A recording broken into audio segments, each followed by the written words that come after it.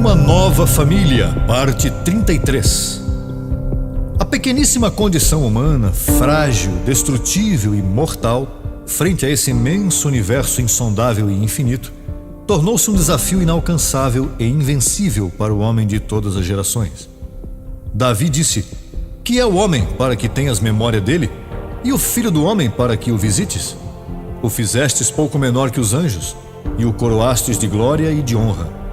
O fizestes se assenhorear sobre todas as obras de tuas mãos. Tudo pusestes debaixo de seus pés." Salmo 8, 4-6.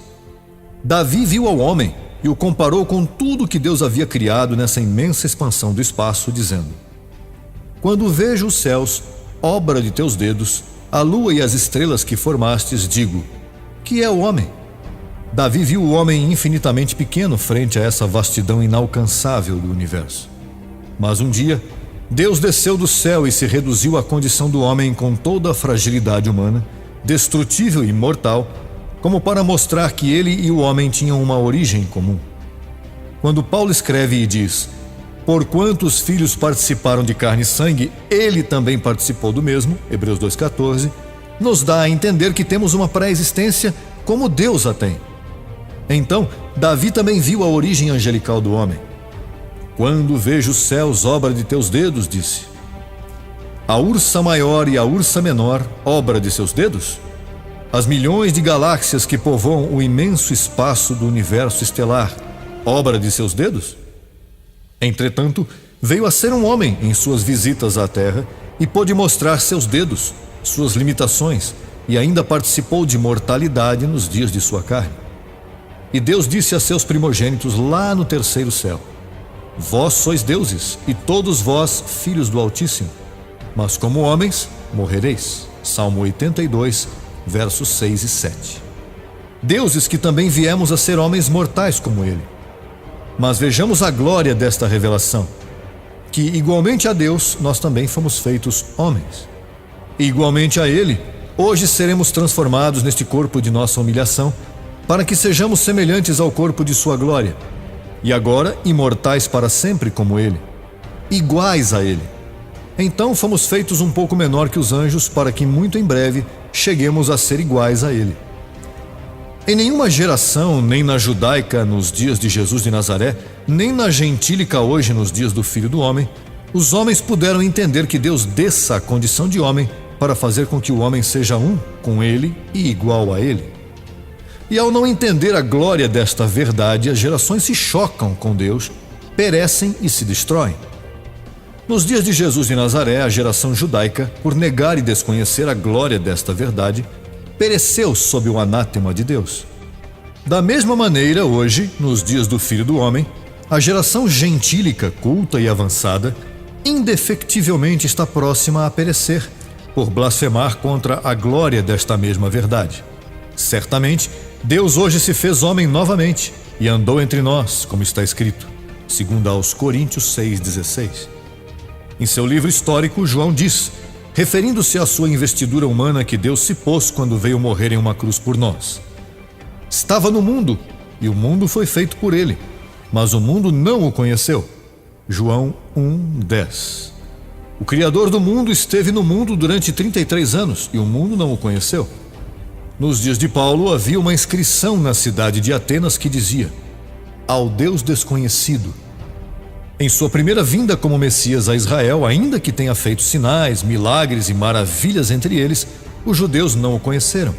Somente um soldado romano pôde exclamar em meio às reações da natureza por causa de sua crucificação: "Verdadeiramente este homem era justo." Lucas 23:47. Então, hoje, quando veio como ladrão na noite, sem fazer sinais públicos, nem milagres, nem prodígios, senão somente para compartilhar sua ciência com os seus na edificação de sua igreja, muito menos o mundo o poderia conhecer.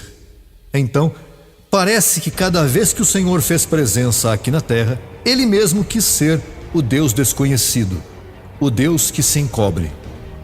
O próprio Jesus disse a seus discípulos: "Todas as coisas me foram entregues por meu Pai, e ninguém conhece quem é o Filho senão o Pai, nem quem é o Pai senão o Filho e aquele a quem o Filho o quiser revelar."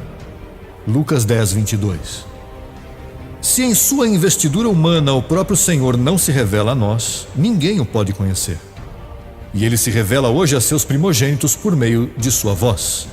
Somente por meio de sua voz, para que só o reconheçam aqueles que já haviam ouvido sua voz quando foram ensinados por ele lá no terceiro céu, em seu estado angelical.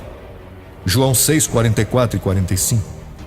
Por isso o Senhor disse: e quando tiver tirado para fora todas suas próprias, vai adiante delas, e as ovelhas o seguem, porque conhecem sua voz.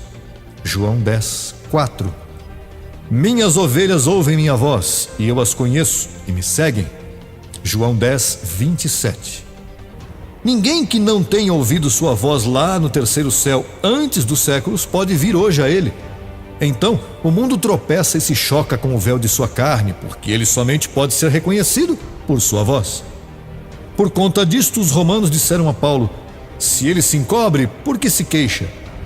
A isto Paulo respondeu: antes, porém, ó homem, quem és tu para que discutas com Deus? Dirá o vaso de barro ao que o formou: por que me fizestes assim? Romanos 9, 20. Não depende daquele que quer, nem daquele que corre, senão de Deus que tem misericórdia. Romanos 9, 16. A Moisés ele disse: terei misericórdia daquele que eu tiver misericórdia, e me compadecerei daquele que eu me compadecer. Romanos 9, 15. Hoje, Deus se compadece daqueles a quem ele escolheu desde antes da fundação do mundo, porque desde lá ele se compadeceu deles, impregnando sua voz em seus espíritos. Nos pôs um clique em nossas mentes, onde ficou latente sua voz. E hoje, a fé de Deus que salva só é ativada ao ouvir sua voz. A pluma de JH ao grande pastor das ovelhas, José Luiz de Jesus Miranda, e a seu grande rebanho em todas as nações, a sua esposa Liz, com muita estima e afeto entranhável.